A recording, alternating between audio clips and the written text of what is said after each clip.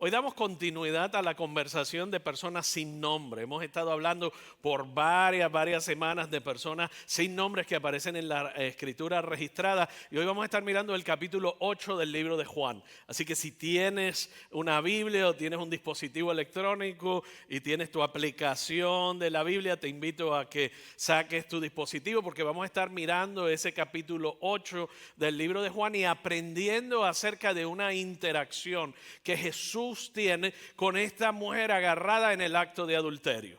Y vamos a hablar de esta mujer que tradicionalmente le hemos llamado la mujer que fue agarrada en el acto de adulterio. Y vamos a ver algunas lecciones de cómo Jesús trató con ella, cómo Jesús trata con nosotros y cómo debemos nosotros tratar a otras personas. Esos son los 3 puntos que vamos a estar aprendiendo hoy. Cómo Jesús trató con esta mujer marginada de la sociedad, cómo Él trató con ella, cómo trata con nosotros y cómo debemos nosotros tratar a los demás. Esas son las 3 cosas que vamos a aprender hoy. Pero antes de entrar en la materia del Nuevo Testamento y lo que aprendemos de ese pasaje de Juan capítulo 8, yo quiero que vayamos al Antiguo Testamento y miremos 2 pasajes de la Escritura que nos ilustran mejor que cualquier otro lugar, junto con Juan capítulo 8, la bondad y la misericordia de Dios y cómo está conectada a la justicia de Dios y la ira sobre el pecado.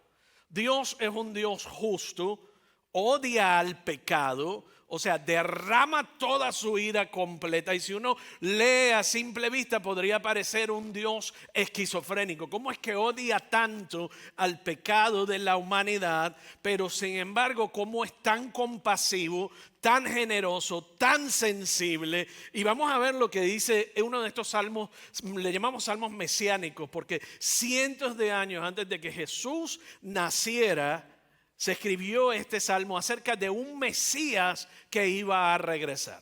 Y en ese verso 10 del Salmo 85 dice, el amor inagotable. El amor inagotable, en otras palabras, hay otras versiones en español que dicen la misericordia y la verdad se encontraron. La justicia y la paz se besaron. En otras palabras, está hablando, él está apuntando a este futuro Mesías y 2 aspectos que pueden parecer muy opuestos de la naturaleza de Dios y cómo van a reconciliarse esos 2 aspectos que parecen contradictorios. Dios es tan santo que ni el pecado ni los pecadores pueden entrar a su gloria. Eso es verdad y justicia. Sin embargo, Él es tan misericordioso y tan lleno de amor y tan lleno de misericordia inagotable hacia nosotros que tiene que encontrar una manera para que la humanidad pecadora pueda hacer las paces con Dios y acercarse a Dios. La misericordia y la verdad deben encontrarse y dice la justicia y la paz deben besarse. Una expresión muy poética, muy alegórica, pero nos está explicando y nos está presentando esos 2 aspectos. Y es lo mismo que hace el profeta Isaías en el capítulo 42, verso 3. Dice, no acabará de romper la caña quebrada. No acabará de romper la caña quebrada, ni apagará la mecha que apenas arde. Con fidelidad hará justicia. Mira lo que dice, no acabará de romper la caña quebrada, no apagará la mecha que apenas arde y con fidelidad hará justicia. Una caña quebrada es una referencia poética al corazón herido, magullado y quebrado del ser humano. Mira qué lindo eso. Es la persona que su vida se le ha hecho añico por una razón u otra. Eso es una caña quebrada. La mecha que apenas arde sería como la mecha que débilmente está a punto de extinguirse en una vela. Esa vela que está a punto de dejar de arder y que no tiene mucha vida. Esta es una imagen bien poética para una persona que apenas aguanta, que está en lo último de su cuerda, que ya no tiene las fuerzas para continuar adelante, ni la respuesta para los retos que la vida le está enfrentando y confrontando, y se siente que el peso de todo le aplasta. Su esperanza está a punto de desvanecerse. ¿Y qué dice el profeta? Él no acabará de romper la caña, ni apagará la mecha que apenas arde. Con fidelidad hará justicia. Entonces, según el salmista, según Isaías, hay un Mesías que va a encarnar en tal gracia y compasión que a los quebrantados, los rotos de corazón, los que su mecha está a punto de extinguirse y los que parecen y sienten una caña quebrada, que sus corazones están desesperados, pueden arrojarse sobre él y esperar que su respuesta sea misericordiosa, aun cuando el producto de sus vidas es el resultado de sus acciones o de las acciones de otros. Y lo pueden mirar como un refugio, una caña quebrada y la vela que titila, una mecha que apenas arde, no apagará. Les hará justicia para todos los agraviados. Pero también dice, con fidelidad hará justicia. Con fidelidad hará justicia. Si lees otros pasajes en la Biblia te dice, la paga del pecado es muerte.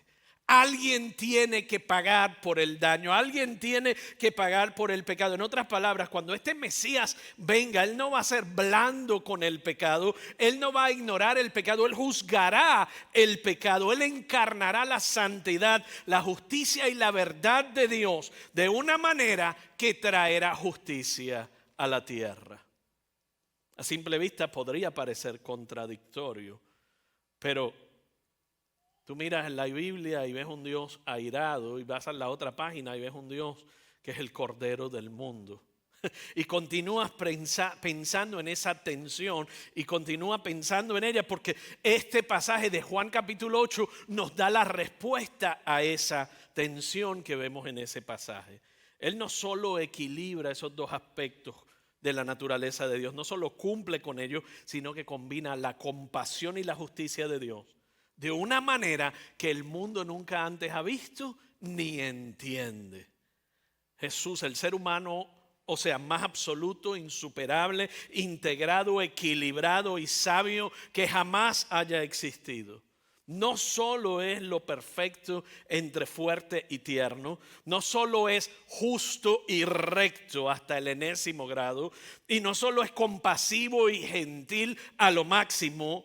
Estos dos rasgos en Cristo Jesús no luchan entre sí, sino que se unen en Él.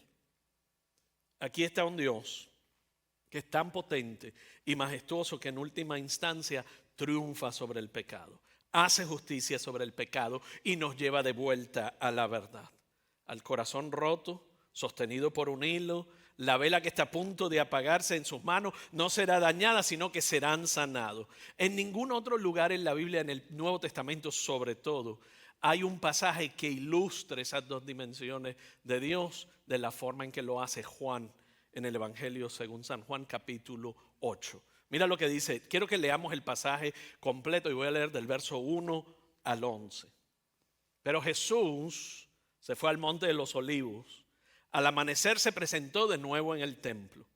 Toda la gente se le acercó y él se sentó a enseñarles. Los maestros de la ley y los fariseos llevaron entonces a una mujer sorprendida en adulterio y poniéndola en medio del grupo le dijeron a Jesús: Maestro, esta mujer le ha sorprendido en el acto mismo de adulterio. En la ley de Moisés, escucha esto bien, en la ley de Moisés nos ordenó apedrear a tales mujeres. ¿Tú qué dices? Con esta pregunta le estaban tendiendo una trampa para tener de qué acusarlo. Pero Jesús se inclinó y con el dedo comenzó a escribir en el suelo. Y como ellos lo acosaban a preguntas, Jesús se incorporó y les dijo: aquel de ustedes que esté libre de pecado, que tire la primera piedra. E inclinándose de nuevo, siguió escribiendo en el suelo. Al oír esto se fueron retirando uno tras uno, comenzando por los más viejos hasta dejar a Jesús solo con la mujer que aún seguía allí. Entonces él se incorporó y le preguntó: mujer, ¿dónde están? ¿Dónde están los que te acusan? Ya nadie te condena. Nadie, Señor. Tampoco yo te condeno. Ahora vete y no vuelvas a pecar. La manera como Jesús trata con esta mujer revela lo que te dije al principio. Cómo nosotros debemos tratar a las demás personas. Como seguidores de Cristo debemos seguir lo que Él es, lo que Él enseña, lo que Él practica, y debemos seguir su verdad, su camino. Pero también nos muestra la forma en que se supone que debemos responder a otros. Cómo Él nos trata es la manera en que Dios nos trata y cómo nosotros debemos tratar a los demás. Lo primero que quiero que vean en este pasaje del verso 6, con esta pregunta le estaban tendiendo una trampa para tener de qué acusarlo. Y yo quiero que archive por un momento la palabra acusarlo, porque vamos a regresar a esa palabra en un momento, pero el punto es de que los líderes religiosos en ese pasaje, en ese verso hay dos cosas. Uno, le tienden una trampa, y otro, acusarlo. Vamos a mirar la primera parte, que es que le tienden una trampa ingeniosa por demás. De hecho, Jesús está atrapado entre dos cuestiones fundamentales: la vida de esta mujer que corre peligro y la ley divina de Moisés. Ellos les están preguntando: aquí tú tienes esta mujer y la vida de ella corre peligro, y aquí tienes el cumplimiento de la ley de Moisés. Los religiosos, de hecho, habían escuchado a Jesús decir lo que ellos pensaban que era contradictorio, que eran reclamaciones opuestas. Por un lado, lo habían escuchado hablar de la santidad de Dios y el odio por el pecado. Y luego lo habían visto relacionarse con personas que ellos no harían lo mismo, siendo gentil, compasivo y lo que ellos llamaban amigo de pecadores. ¿Se acuerdan de eso? Una de las acusaciones que le hacen a él es que se juntaba con gente que no deberíamos juntarnos. En su mente no hay manera de que estas dos cosas se dieran de una sola vez. Lo agarraron, pensaron ellos. No tiene salida. Y él le dice, en otras palabras, si él les dice: adelante y ejecútala por sus pecados, se iban a dar cuenta y lo iban a presentar como un fraude, porque sabían que su vida y su mensaje eran de compasión, de piedad, de gracia, de amor, de misericordia, de ternura. Decía que se entraba al reino de los cielos a través de la gracia y del perdón. Lo habían escuchado muchas veces hablar de eso.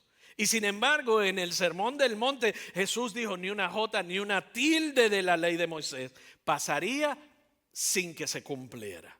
En otras palabras, le dijo repetidamente: yo no vine a abolir la ley, yo vine a cumplir la ley. Y esto es importante porque la forma en cómo nosotros miramos este pasaje y cómo reaccionamos determina si nosotros estamos siendo defensores o acusadores. Hay dos grupos aquí. Tú tienes a Jesús, que es el defensor de esta mujer, y tienes a los religiosos que se convirtieron en los acusadores de esta mujer. Con su ingenio carnal y en cierta medida diabólico, estos hombres religiosos, o sea, podridos en su mentalidad corrupta, habían creado una situación que está en el corazón del dilema humano. Hasta este momento, aparte de Jesús, ninguna sociedad, ninguna religión ha podido resolver este dilema.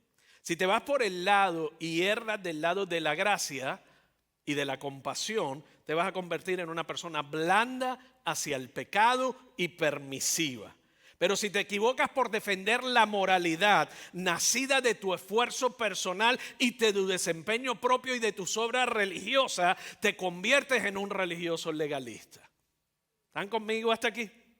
En otras palabras, si te vas de un lado erras, y si te vas de otro lado también erras y te equivocas. Nadie lo había podido resolver. Y quiero que mires, porque esa es la tendencia del ser humano.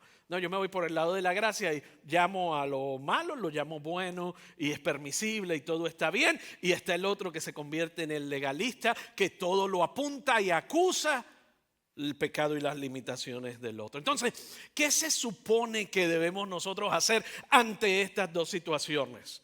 A nivel personal y a nivel de cómo tratamos a las demás personas. Vas a tener que elegir entre dos filosofías. O eres un defensor o eres un acusador. Al final de esta plática vas a estar en uno de dos bandos. O eres un acusador o eres un defensor. Y le dije que los líderes religiosos se habían convertido en acusadores. Y no solo estaban tratando de acusar a esta mujer, sino que le habían tendido una trampa a Jesús. ¿Para qué? Para acusarlo a él también. Había un espíritu trabajando en estos hombres religiosos de pura maldad y de acusación. La Biblia es clara que el espíritu de acusación, es diabólico. Si tú miras el libro de Apocalipsis 12:10, llama a Satanás el acusador de nuestros hermanos. El acusador de nuestros hermanos y nuestras hermanas. Pero ves un espíritu muy diferente trabajando en el corazón de Jesús. Él se convirtió en su defensor. Él se interpuso entre ella y los acusadores religiosos. Y él se interpuso entre ella y la acusación de Dios o el juicio de Dios sobre su vida. Se convirtió en su defensor. Ahora, los religiosos de la época de Jesús y los religiosos de nuestros días no entienden realmente el evangelio o cómo se manifiesta en Jesús como nuestro defensor. Él le dice a los acusadores: cualquiera de ustedes que no tenga pecado en su vida, tire la primera piedra. En otras palabras, lamentablemente empiezan ellos a ¿qué? O afortunadamente a dejar caer sus piedras y se alejan de Jesús, se alejan de esta mujer y solo queda Jesús y ella en esa conversación. En el verso 10, ¿qué le dijo Jesús? ¿Dónde están los que te acusaban? Ni uno de ellos te condenó. Ni uno de ellos, en otras palabras, te pudo condenar. Y mira lo que ella respondió. Ni uno, Señor, dijo ella. Yo tampoco te condeno, le dijo Jesús. Vete y no peques más. Hay un orden y una conversación aquí específica. Y yo quiero que no pierdas de vista que Jesús lidia con el pecado de esta mujer. Si te fijas, Él reconoce su estilo de vida pecaminoso. Él exige que detenga su estilo, que pare de vivir el estilo de vida que está viviendo. Él exige transformación, Él exige cambio, Él exige un cambio de vida, una conversión. Él le dice: vete y no peques más. Vete y no peques más. Esta mujer podría haber dicho: pero es que me tendieron una trampa, pero es que no fue mi culpa porque me tendieron una trampa. Y de hecho le habían tendido una trampa a ella también. ¿Por qué lo sabemos? Porque al tenderle una trampa a ella lo vemos porque no estaba ningún hombre allí. El hombre que estaba cometiendo adulterio con ella, ellos no lo trajeron para presentarlo en la conversación, sino que simplemente trajeron la mujer. Pero ¿qué ocurre con Jesús? Aunque él sabía que le habían tendido una trampa, le dice: yo sé que te tendieron una trampa, pero aún así tú estabas cometiendo adulterio. Lo que Jesús nunca permite es que nos convirtamos en una víctima. Muchas veces nos victimizamos la circunstancia, lo que ocurrió, y nos quedamos tan envueltos como víctimas en esa situación que no salimos. Y lo que Jesús primero le dice a ella: tienes que dejar de ser víctima. Segundo, recibe mi amor y mi misericordia. Y tercero, anda, vete y no peques más. Esto es lo que nosotros necesitamos entender acerca de Jesús. Él no deja a nadie jugar el papel de víctima, excusando un estilo de vida contradictorio a lo que Él nos llama a vivir. Él no la dejó escapar, Él no lo minimizó, no trivializó el pecado en su vida, ni tampoco permitirá ni que tú ni yo lo hagamos. Pero tienes que ver esto. Presta atención a la frase de Jesús. Presta atención al orden de la declaración que Él hace. Yo tampoco te condeno. Vete y no peques más. El orden de esa declaración es tan y tan profundo que marca la forma en cómo tú vas a reaccionar a otras personas. Mira la forma como reaccionó Jesús. ¿Qué nos dice la religión? La religión te dice de esta manera: vete y no peques más, y entonces no serás condenado. Vete y no peques más y entonces no serás condenado. El Evangelio y Jesús nos dice de esta manera: eres amado y aceptado. No estás condenado. Ahora vete y no peques más.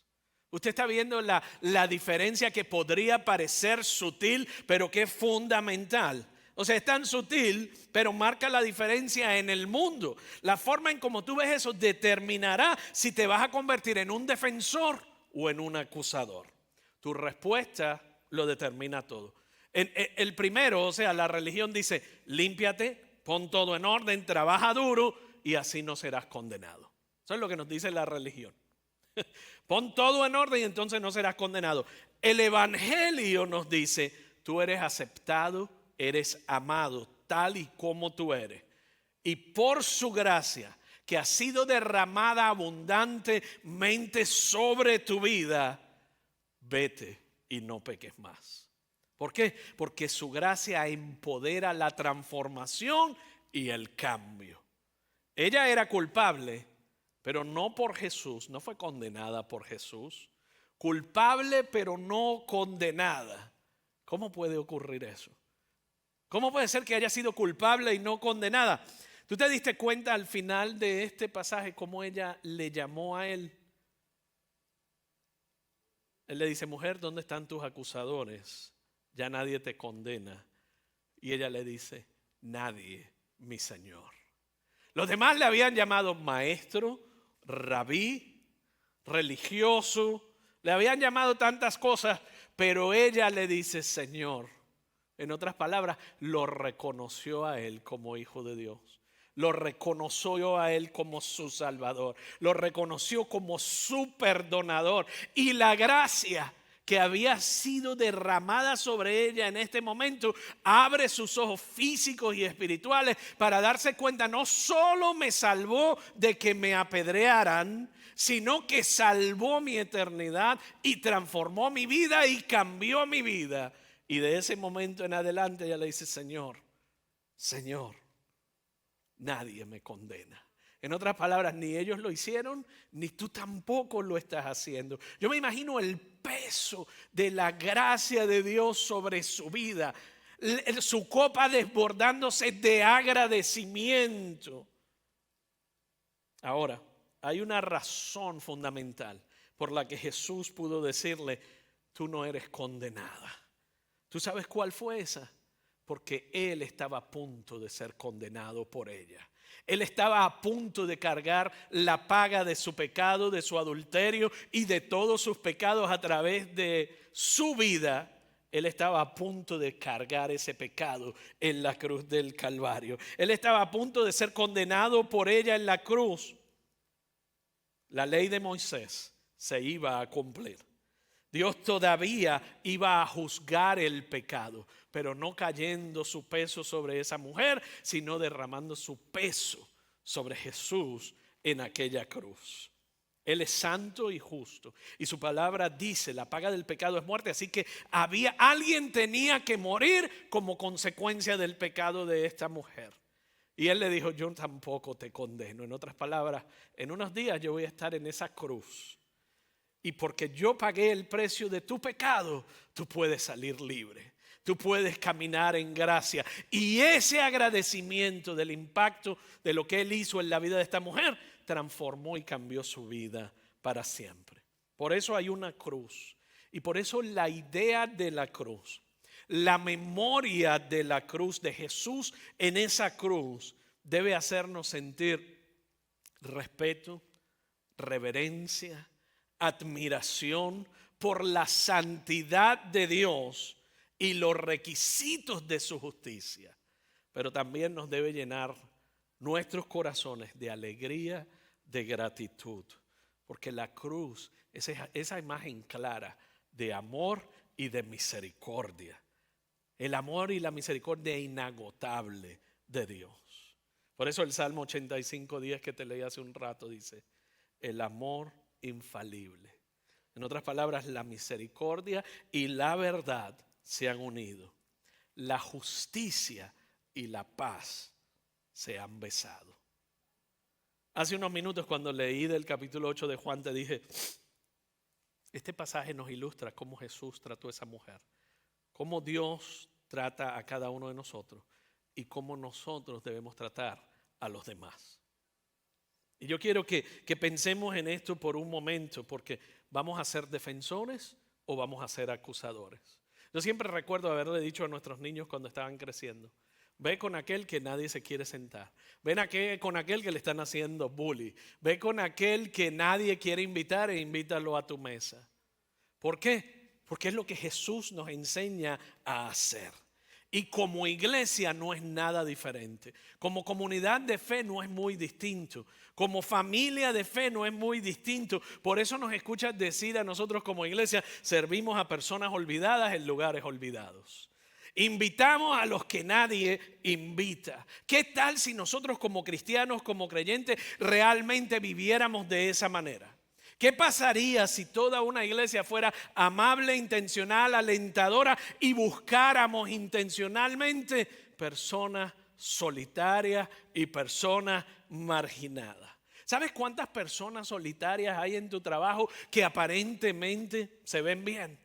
¿Sabes cuántas personas solitarias entran a través de las puertas de North Place que en apariencia y en lo externo se ven bien y rodeados de una multitud, pero por dentro caminan solos, quebrados como una caña quebrada y una vela que apenas se extingue su llama? Estas son las personas que viven y trabajan alrededor nuestro. Estas son las personas que Jesús nos está diciendo, yo viví con ellos, yo di mi vida por ellos, yo me sentaba con ellos, yo comía con ellos. Entonces, ¿tendremos nosotros como iglesia el corazón y la actitud de un defensor o de un acusador? ¿Qué pasaría si una de estas personas, una mujer llena de adulterio o una persona que tú consideras marginada en nuestro tiempo y en nuestra sociedad, se sentara justo a tu lado en la iglesia? ¿Te sorprendería? ¿Te intimidaría? ¿Te daría miedo? ¿O lo invitarías con brazos abiertos como diría Jesús? No sé quién tú eres, no sé dónde has estado, pero bienvenido a la mesa, porque yo también soy un pecador salvo por gracia. Imagínate que North Place se convierte en esa iglesia donde las puertas están abiertas independientemente de cuál ha sido tu trasfondo, dónde hayas estado, y tratemos a la gente no como religiosos acusadores, sino que los tratemos como Jesús el defensor. ¿Usted ve la diferencia? Cuando la gente entra se va a sentir, aquí me están acusando o aquí tengo un defensor y puedo experimentar la gracia de Dios. Por eso nosotros en North Place siempre decimos, tú puedes formar parte sin creer igual a nosotros. Porque creemos que si tú estás aquí en lo suficiente, vas a experimentar la gracia y el amor de Dios incondicional. Y eventualmente vas a experimentar el perdón de Dios en tu vida. Y esta es una iglesia donde no podemos acusar a nadie. ¿Por qué? Porque el ejemplo de Jesús fue no acusar a esa mujer. Cuando los religiosos estaban sobre sus pies acusando a esta mujer y con rocas en sus manos, Jesús estaba en el mismo nivel de la mujer. Él no estaba de pie. ¿Dónde estaba? Estaba en el suelo, dibujando o escribiendo. La Biblia no registra. Los predicadores, los teólogos, los que hacen películas de Hollywood, les encanta adivinar lo que él escribió ahí. No sabemos lo que escribió. ¿Y sabes por qué yo creo que no sabemos lo que escribió? Porque ese no es el punto de la conversación.